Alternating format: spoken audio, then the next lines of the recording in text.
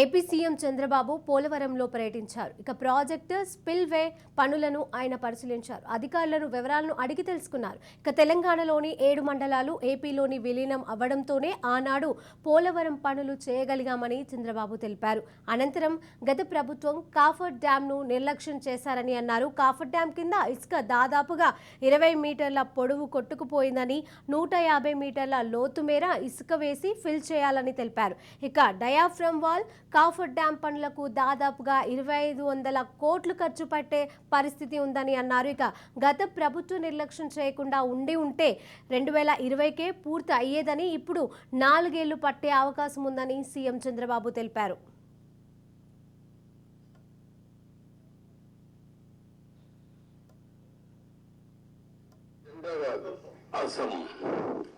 మూర్ఖత్వం, అజం, ఏమీ తెలియకపోయినా ఇష్టానుసారంగా బిహేవ్ చేయడం, ఒక పద్ధతైన రాజకీయాలు చేయడం. అందుకే చెప్పాను, రాజకీయాల్లో ఉండదగ్గన వ్యక్తి కాదు. ఎలాంటి వ్యక్తులు రాజకీయాల్లో ఉండకూడదో అలాంటి వ్యక్తి కేస్ స్టడీ ఇది. నాట్ ఓన్లీ దిస్, ఏజెన్సీ కద్దేవుడు ఫస్ట్ ఆఫ్ ఆల్ ఏంటిది, ఈ 2 రోజులు మీరు ఆలోచించాల్సింది. తర్వాత ఏజెన్సీ కథ. నేను కూడా ఏజెన్సీ మార్చేస్తా ఎంత అధికారం ఉంది, ఒక నిమిషమే.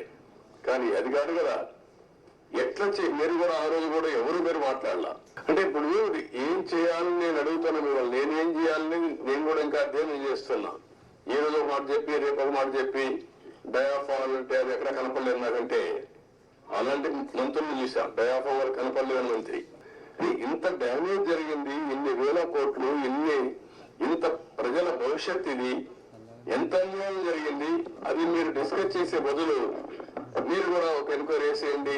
ఎప్పుడు చేయాలి చెప్పండి, ప్రాజెక్టు ఎంత అవుతుంది చెప్పేయండి అంటే నాకేదో పెద్ద నాకు తెలిసినప్పుడు రాసిడానికి.